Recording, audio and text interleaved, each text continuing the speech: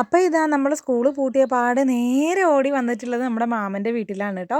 ഈ സ്ഥലമാണ് കൂരാട് എന്ന് പറയുന്നത്. നിങ്ങൾ ആരെങ്കിലും കേട്ടിട്ടുണ്ടോ ഈ സ്ഥലത്തെ പറ്റി? ഇത് മലപ്പുറം ജില്ലയിൽ തന്നെ പൂക്കോട്ടുംപാടം എന്ന് പറയുന്ന സ്ഥലത്ത് നിന്ന് കുറേ ഉള്ളിലേക്കാണ് കേട്ടോ വരിക. ഇതാ നിങ്ങൾക്ക് കാണുമ്പോൾ തന്നെ മനസ്സിലാവുന്നുണ്ടാവും, നമ്മുടെ വീടിന് ചുറ്റും നിറയെ റബ്ബറാണ്. അതുകൊണ്ട് തന്നെ ഇവിടെ നല്ല തണുപ്പും നല്ല കാറ്റും ഒരു പ്രത്യേക ഭംഗി തന്നെയാണ് കേട്ടോ ഇവിടെയൊക്കെ കാണാൻ വേണ്ടിയിട്ട്. ഇതൊരു ഗ്രാമം എന്ന് തന്നെ വേണമെങ്കിൽ പറയാം. കാരണം നിറയെ വയലും നിറയെ റബ്ബർ തോട്ടവും ഒരു വണ്ടികളോ ഒരുപാട് തിരക്കോ കാര്യങ്ങളൊന്നും ഇല്ലാതെ നമുക്കൊരു മനസ്സമാധാനവും ഒരു സന്തോഷവും ഒരു പ്രത്യേക ഒരു ഇതാണ് നമുക്ക് അവിടെ പോയിട്ടുണ്ടെങ്കിൽ. അത് അവിടെ പോയിട്ടുണ്ടെങ്കിലേ ശരിക്കും മനസ്സിലാവുള്ളൂ. അതുകൊണ്ട് തന്നെയാണ് ഞാൻ വേഗം സ്കൂൾ പൂട്ടിയാലോ അല്ലെങ്കിൽ എന്തെങ്കിലുമൊക്കെ ലീവ് കിട്ടുമ്പോഴോ പെട്ടെന്ന് ഓടിക്കതച്ച് പോകുന്നത് അങ്ങോട്ടേക്കാണ്.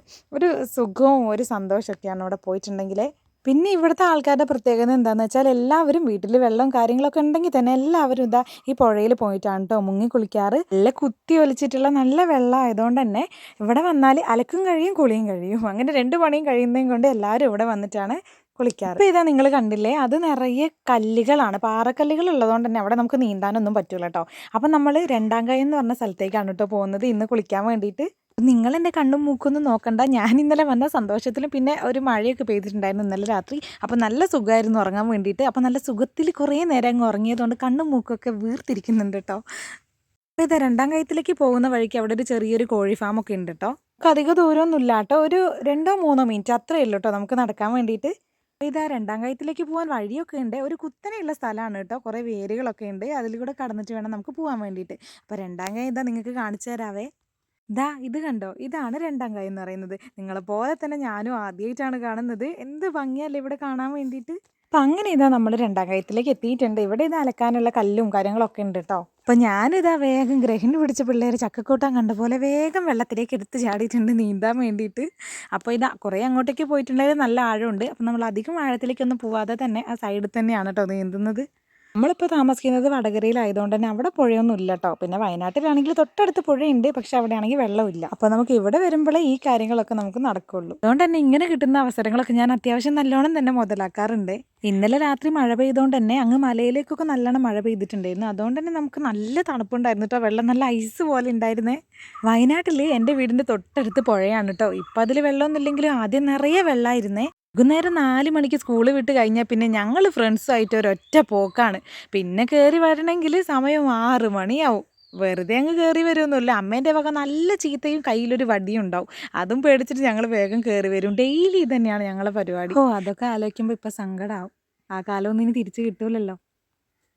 ഈ ഒഴുക്കുണ്ടല്ലോ, ഇത് ചില്ലറക്കാരനല്ലേ. ഞാനൊന്ന് കാലിന് അത്ര ബലം കൊടുക്കാതെ നിന്നപ്പോൾ ഒരൊറ്റ പോക്കങ്ങ് പോയേ. മോന് ചെറിയൊരു ജലദോഷം ഉള്ളതുകൊണ്ട് തന്നെ അവനെ വല്ലാതെ വെള്ളത്തിൽ ഇറക്കിയില്ല, തലയൊന്നും കഴുകി കൊടുത്തില്ല കേട്ടോ. വേഗം കുളിപ്പിച്ച് ഡ്രസ്സൊക്കെ മാറ്റി കൊടുത്തു. പിന്നെ അവൻ ഈ കല്ലുകളെടുത്ത് പുഴയിലേക്ക് എറിയലായിരുന്നു പണി.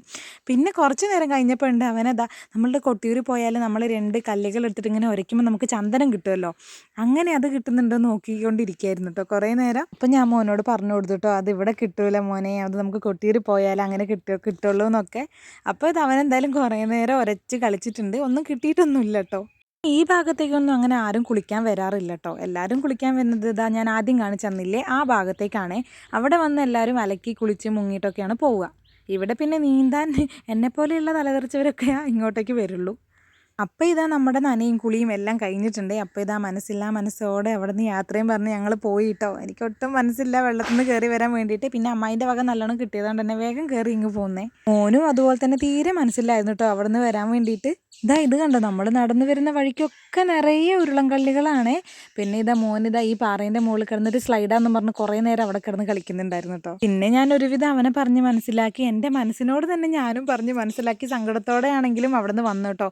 ഇന്ന് നമ്മൾ തിരിച്ച് വീട്ടിലേക്ക് പോവാണ്. അപ്പോൾ ഇനി ഇത് നമ്മളുടെ ലാസ്റ്റത്തെ കുളിയാണ് ഇവിടുത്തെ. അതുകൊണ്ട് തന്നെ ഒരു ചെറിയൊരു സങ്കടം ഉണ്ടായിരുന്നേ. അപ്പോൾ ഇതാണ് കേട്ടോ നമ്മുടെ വീട് വരുന്നത്. അപ്പോൾ നിങ്ങൾക്ക് കാണുമ്പോൾ തന്നെ മനസ്സിലാവുന്നുണ്ടാവും, നിറയെ റബ്ബർ തോട്ടങ്ങളും അതിൻ്റെ നടുക്കൊരു വീടും. അപ്പോൾ വീടിനോട് ചേർന്നിട്ട് തന്നെ നമ്മുടെ ചൂളപ്പുരയൊക്കെ ഉണ്ട് കേട്ടോ. അതായത് നമ്മൾ കല്ലൊക്കെ ഉണ്ടാക്കുന്നില്ലേ, ഇവിടെ മാമനും അച്ചച്ചനും അച്ചമ്മയും എല്ലാവരും കലമ്പണി തന്നെയാണ് കേട്ടോ. അപ്പോൾ നമ്മൾ കുളിയൊക്കെ കഴിഞ്ഞ് നമ്മൾ വീട്ടിലെത്തി. പിന്നെ നേരെ ചായ കുടിച്ചിട്ട് നമ്മൾ നിലമ്പൂരേക്ക് പോയേ. പോകുന്ന വഴിയിലൊക്കെ കണ്ടോ പാലവും അരുവികളും പുഴയും ഒക്കെ ഉണ്ട്. നമ്മുടെ ഭാഷയിലൊക്കെ പറഞ്ഞാൽ ഫുള്ള് പച്ചപ്പും ഹരിതാഭയും. ഇനി ആകെ ഒരു സങ്കടം എന്താണെന്ന് പറഞ്ഞാൽ ഇനിയിപ്പോൾ അടുത്ത വെക്കേഷൻ അല്ലേ ഇങ്ങോട്ടേക്ക് വരാൻ പറ്റുള്ളൂ. ഇത് കുറച്ച് ഉൾപ്രദേശം ആയതുകൊണ്ട് തന്നെ ഇങ്ങോട്ടേക്ക് എപ്പോഴും ബസ്സില്ല കേട്ടോ. ഒരു കറക്റ്റ് ടൈമിന് മാത്രമേ ബസ്സുള്ളൂ. അതുകൊണ്ട് തന്നെ നമുക്ക് പൂക്കോട്ടുംപാടത്തേക്ക് പോയിട്ട് വേണം ബസ് കയറാൻ വേണ്ടിയിട്ട്. അപ്പോൾ മാമൻ്റെ മോനാണ് നമ്മൾ സ്കൂട്ടിയിൽ കൊണ്ടാക്കിയത് കേട്ടോ. അപ്പോൾ നമുക്ക് പുതിയൊരു വീഡിയോ ആയിട്ട് വരുന്നത് വരെ ടാറ്റാ.